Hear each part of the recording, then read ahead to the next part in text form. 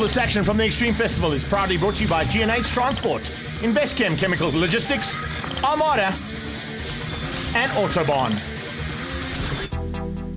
Welcome to Kyalami, the penultimate round of the Extreme Festival and the big motorsport festival here with a huge amount of entries. Great to have Mix FM on board as well, giving us a little bit of extra support on the radio and huge crowds coming out to get entertained here. I can tell you something, the entertainment is going to be massive.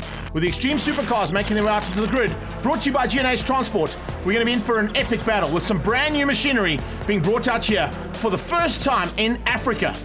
We've got Charles Arungi's out front in an Aston Martin Vantage, and he's going to be pushing hard to try and beat Toby Fenter and possibly steal the overall lap record for Kyalami. Toby Fenter definitely wants to maintain that and be the fastest car around here, but he wasn't in qualifying, and he has to start alongside that incredible Aston Martin Vantage. The big field behind will be pushing hard. Unfortunately, it doesn't include one of the Ferraris and one of the Porsches with a big crash in qualifying yesterday. Johan Engelbrecht and Craig Jarvis coming together as we go into racing now. Look at that. That Vantage puts the hammer down. Marcel Angel getting a slight drop on proceedings. And Toby Fenter, we go on board with Dino Scribanti a bit further back in the field, going alongside Aubrey there in the Alpha. But Dino Scribanti's got some work to do. He has to come from the back of the field and do a huge amount of catching up.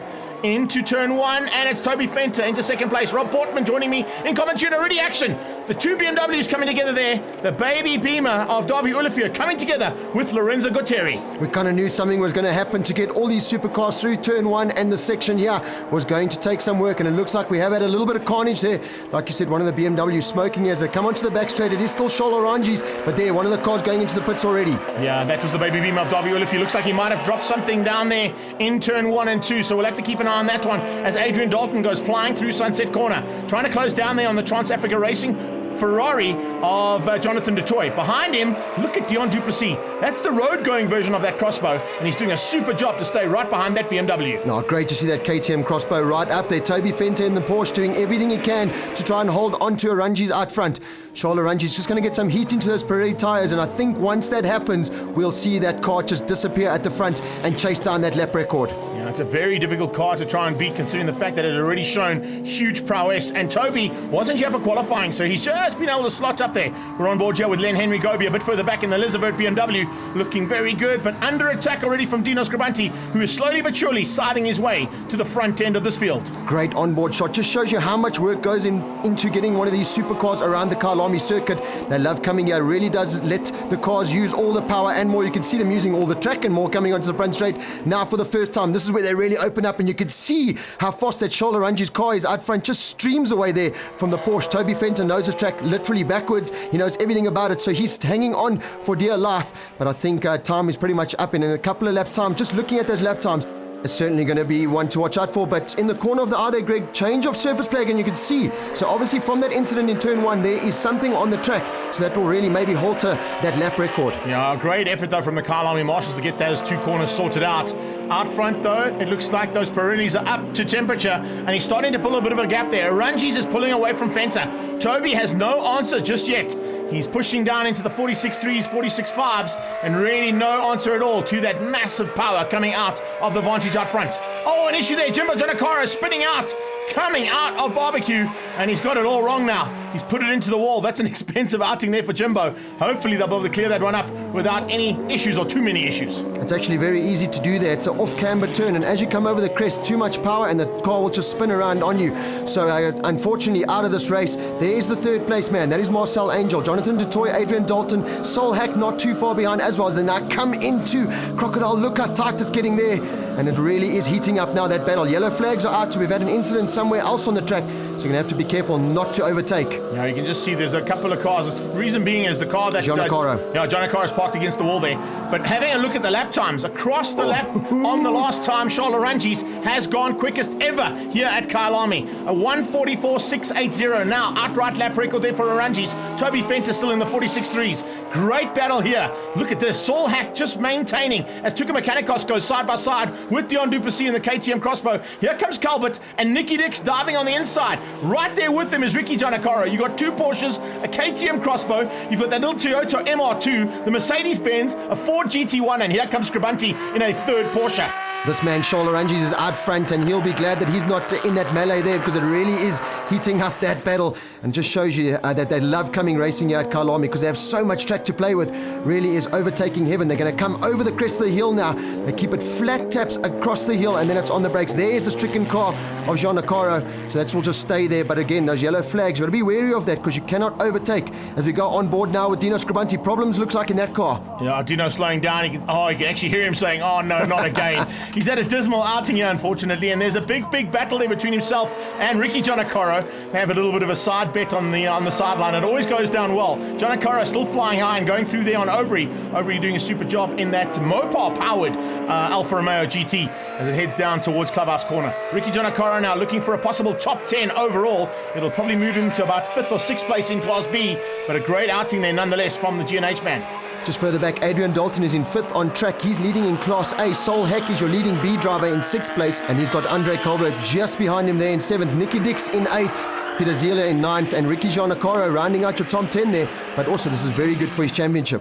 He's looking for the overall championship in this G&H Transport Extreme Supercars, and so far it looks like it might be going his way. We've still got one more round to go at Swartkops, but here, heading into the closing stages of this first heat, 15 laps of action. It was pretty hot out there, so it's been a long time to go around this 4.5k circuit and have to push these cars to the limit. You can see Aranji's starting to come up. He's on the back end there of Oliver Delay in the GT1, which means he's probably going to lap up to about 11th place, Dion Duplessis in the KTM Crossbow. Nice final run here from Toby Fenter, closing in on Nicky Dix as well in the curve end Porsche. A super job there from him, and definitely no issues whatsoever. This is an incredible outing though for this Aston Martin Vantage. First time out anywhere in the country, and he has dominated, set an outright lap record, and taken the first victory here in the G&H Transport Extreme Supercars. Now doing a James Bond on the crowd there in that James Bond car. So there's the overall results, and it is Aranji's. Toby Fenter picks up 2nd, Marcel Angel in 3rd, Jonathan Dutoux in 4th place, and Adrian Dalton rounding out your top 5. Let's have a chat to Charles Aranjis and find out how that car went first time out. You know, we came here with that improvement package. Look, we knew it was going to be fast. How fast? Not really. And I think it showed today. You know, we don't build fast cars. We bring them in from all over the world. And, you know, we went for the Aston Martin just because it's an easy car to drive. Really? An easy car to drive? I don't know about that, but you've got a massive amount of power behind you, but he has huge experience when it comes to these kind of race cars, and a fantastic effort there from Aranjis. But there are a couple of guys now who are going to be sort of shaking their heads and going, what am I going to do to try and beat this James Bond car? One of them will be Dion Duplessis. We're on board here, the open cockpit, slightly cooler conditions, maybe even a chance here for the lap record to be beaten again. We'll have to wait and see as Dion Duplessis is under attack from Ricky as they go down into turn 1, Crowthorne Corner. Toby Fenter closing in on Aranjis. Angel slots into the customary 3rd place. I don't think anybody's going to catch him there in 3rd. And Paul Hill, unfortunately, just outgunned there by the Crossbow. But around his outside comes Tuca Mechanicos in the Mercedes-Benz. Yeah, the Crossbow was all locked up, and he's trying to just find his way through the rest of the cars there, not able to do so. And track conditions certainly are a little bit different here, a little bit cooler. So let's see what Charles Aranjis can do out front. And it's all about Toby Fenter. Can he hang on to that car out front? We're seeing pretty much what we saw in race number 1. Opening couple of laps, Toby Fenter in the Porsche is able to stick there. Marcel Angel just a little bit off, but he's got massive pressure as always from Adrian Dalton, Jonathan Dutoux, and of course Dino Scribanti. Scribanti, we're coming through trying to make up that lost ground. Remember, having to park the car on the sideline was not the plan. And now having to come through a field of, 23 cars, also going to be a bit of a tough one, but a bit easier in these cooler conditions. And look at that, he's already up and slotting through there on Nicky Dix as they go into the SSO. He's made up a massive amount of ground. Good to see Mark Dutoux out there fighting hard for Class C. He was pretty much on his own sim in the first one, and had to fight out with Len Henry Goby and Johan Hutting for a while, who of course are all fighting in the Class E category here for Supercars. You can see that battle for 3rd place already going very defensive there. We go on board once again with Dino Scribanti. Look at the pace that they carry down the mine shaft here. It is flat out in these Supercars. And look how you got to wrestle that steering wheel. Lights flashing on that dash. And then it's hard on the anchors down into about 2nd gear. That is car 34. That is Jonathan Dutoux. He's right in that battle for the top 3. Can he make the pass there ahead of Marcel Angel, who's going very defensive already in his opening couple of laps? Yeah, the 458 taking it a little bit easier than what he did in the first one. So Angel having to work hard in that 458 Ferrari. He's got the 430 on his tail, and that 430 is giving him a bit of a run for his money. Maybe he wanted to have a little bit more fun. I think he was a little bit lonesome in 3rd place there, so he's probably hung back slightly to have a bit of fun there with Jonathan Dutoux.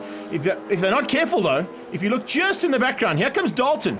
Dalton's BMW has got better and better all through the season, and Adrian Dalton, of course, is in with a shot of possibly even moving in to Class A+.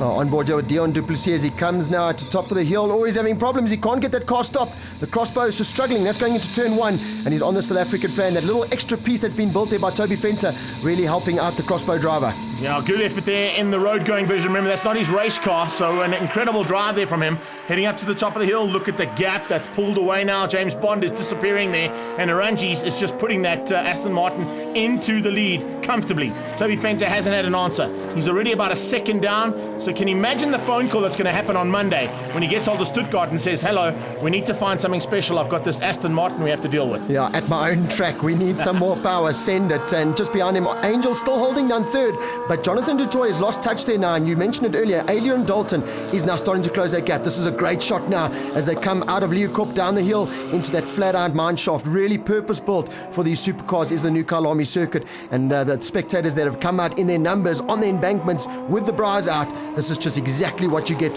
when you pay that entry fee, and money well spent here today at the Extreme Festival. Yeah, you didn't even have to bring your own bra. They supplied Weber ones for you, so you could have just brought your meat and chucked What it on the more bra. do you want? Nothing wrong with that.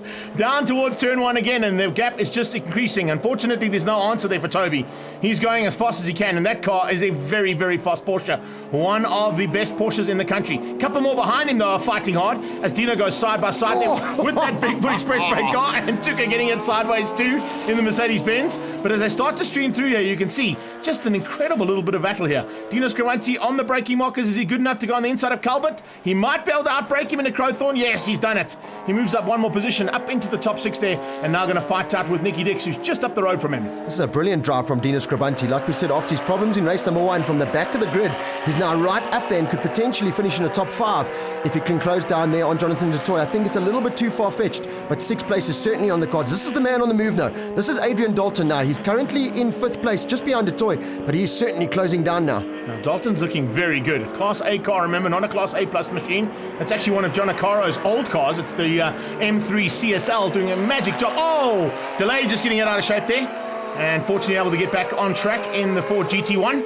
That's a good bit of driving there from the Marlboro Crane High Man, but gets going not too shabbily and didn't lose too much ground. I think he only lost one position, and it's only to the Ferrari of Mark Dutoy. So he might still be able to catch Dutoy with a couple of laps still to go. The battle for 6th place is now really heating up. That is Nicky Dix and Dino Scrivanti. Dix is going very defensive there. No room for Scrivanti to make the move, but he will carry the drive now all the way down the hill and possibly line up something going into Crocodile, as Arangi's now already coming through the back markers. That is the crossbow man, and it looks like there's problems there for Jean Acaro, or is he just letting the leader through? Going to have to wait and just see, but that BMW certainly slowed down a hell of a lot. The crossbow's even coming past it now, or is he? No, that was just letting the leader through. So great driving there as Arangi's now is stamping his authority once again on this race. Not quite close to the lap record that he got in race number 1. Toby Venter again a lot closer in the lap times than he was, but certainly that the man out front, James Bond for the day, is stamping his authority here at Kyalami. Hard on the brakes, Dion Duplessis dives on the inside trying to get through there on John Acaro. John Acaro hanging on for 11th place. It's kind of going to be 1-for-1 between him and Scrivanti, so there won't be any changing of t-shirts or money just yet. They'll have to go down to the final round. Tuka Mechanicos closing in, going to go flying around the outside of Marius Jackson in the Audi TT. No worries there at all. He's trying to get onto the back end of Saul Hack, but I don't think he's going to make it. Checkered flag is going to be coming out there. It's 2 out of 2, and here is a difficult car to beat. Man, can you just imagine we get a couple more of those into this country? It's going to make for incredible racing. Toby Venter in 2nd, Marcel Angel in 3rd, and down in 4th place, Adrian Dalton with a great drive in the Extra Shoes BMW. Let's have a chat with him. So it was quite a tight first heat with the Porsches there, but in the end came on top. The second heat I had a good dice there with Jonathan, and passed him down the mine shaft eventually, and had a bit of a ding-dong with him. But overall the car was good. Freddie once again prepared a great car, and hats off to him. Thank you very much. After a great outing, Ricky John Acaro basically with one hand on the trophy now. It was in a turn of events today, you know, with the old man DNF in both events. It's turned in our favour, and it's just a matter of finishing at the next round, and we'll be crowned the 2017 champion. I mean, we've wrapped up the classes, myself and my old man already, but it looks like I'll be taking the overall. Join us after the break for some more action from the Motorsport Festival and the penultimate round of the Extreme Festival.